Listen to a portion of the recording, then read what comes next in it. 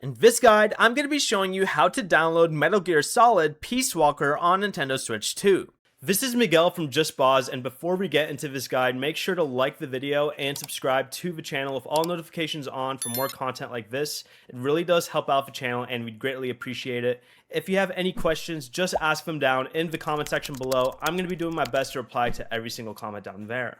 Peace Walker is available as a standalone digital game, so you do not need to purchase the entire Master Collection Volume 2.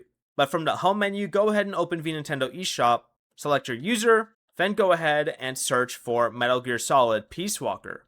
Go through the search results until you find the standalone version of Metal Gear Solid Peace Walker for the Switch 2, select it, purchase it if needed, then select download. The game requires 3.8 gigabytes of storage space, and once the download finishes and the game releases on August 27th, you can go ahead and launch it from your home menu.